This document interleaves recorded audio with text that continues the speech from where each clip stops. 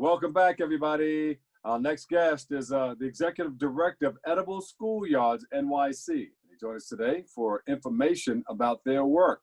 We welcome Kate Brashares. Edible Schoolyards, how did you come up with the name? So the program was actually started out in California, 20 plus years ago by the chef and restaurateur Alice Waters, and she came up with the name. She worked with a school in Berkeley, California that had a very rundown rundown garden, and she had this vision of turning the schoolyard into an edible schoolyard. So the name came through California. Obviously here in New York, we have a little less space than they do there, but it's still a really apt and wonderful name for what we do, which is teaching kids about food in schools through hands-on cooking and gardening education. That's great. And you've been doing this for how long now? In New York, this is our 10-year anniversary this year. So it's kind of a funny year to be celebrating our 10-year anniversary. But we've been here in New York for about 10 years, And what are some of the foods that you grow? And what do students learn? Oh, so many different foods. We really try and be, in what we're growing in our gardens, we try and, obviously we grow the basics, tomatoes and cucumbers and all those kinds of things. But we also really try and be culturally responsive to the communities in which we are. So what we're growing at one school might actually look a little different from another school, sort of based on the community of the school around it and based on what students are interested in. So, we grow, I think, over 60 different kinds of fruits and vegetables in our schoolyards. The next time go ahead. The next time we speak, maybe you could whip up one of those salads over there next to you. I sure will. We can do a cooking demonstration next time. One of our amazing, like an alkaline diet there. Cucumbers and things like that.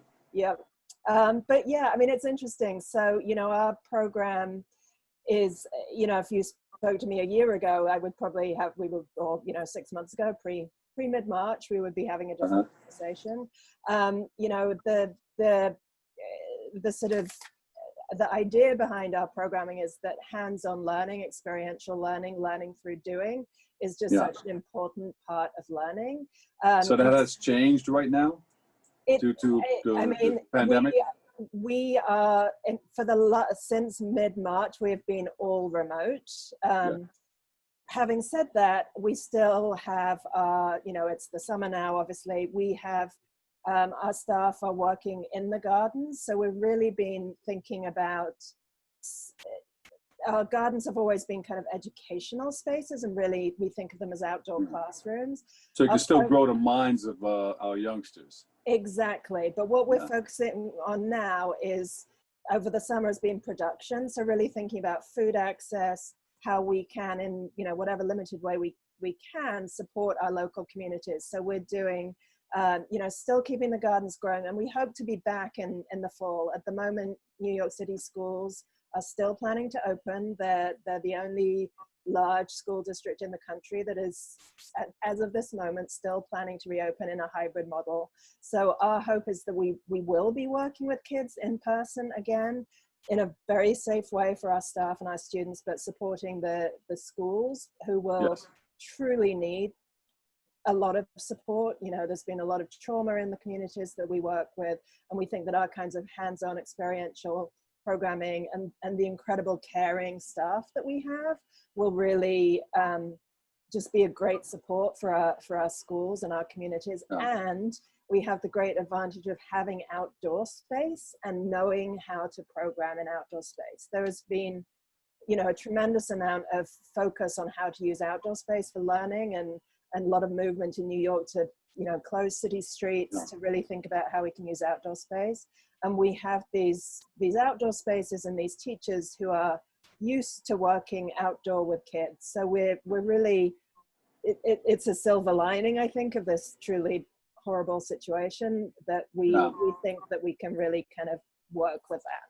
So you have planted, now it's harvest time. Mm-hmm. Yep.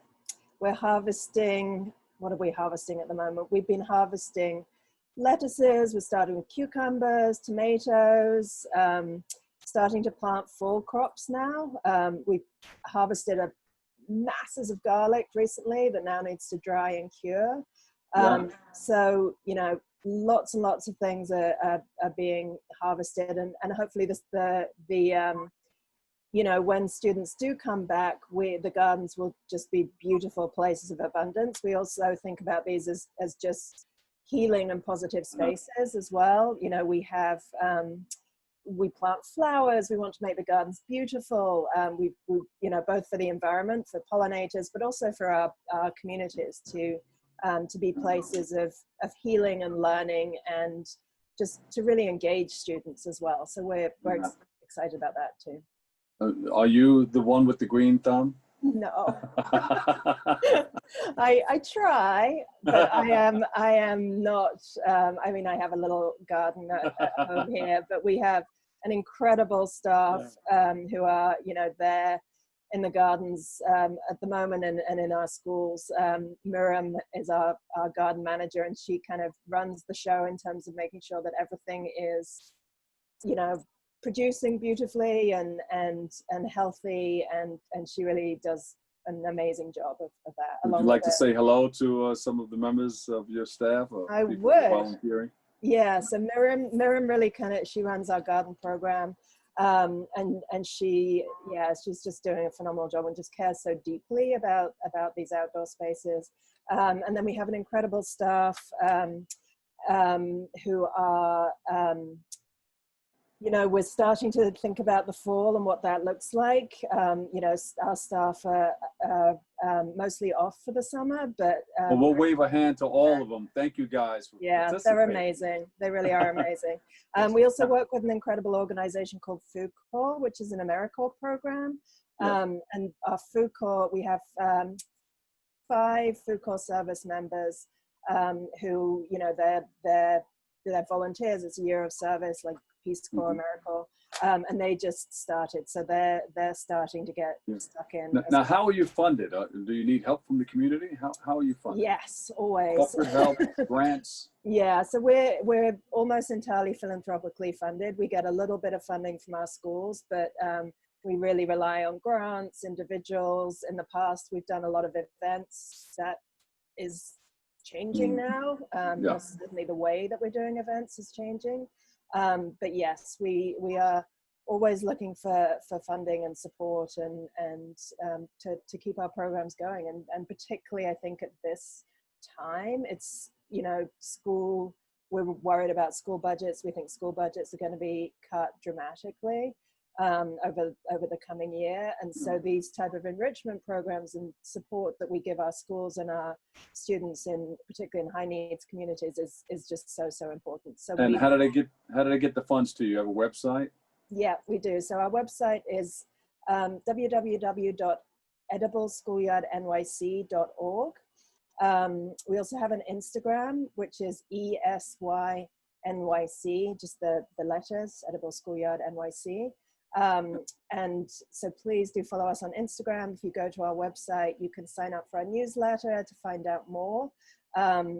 We also do a lot of professional development as well. So we do, and we're doing that remotely now. So we're you know, doing sessions on how to work with kids outdoors, how to do cooking lessons remotely. So if anyone's interested in learning more, our website, you can sign up to learn more about professional development. There's also a great resource section on our website that has a lot of lessons and resources that anyone can use.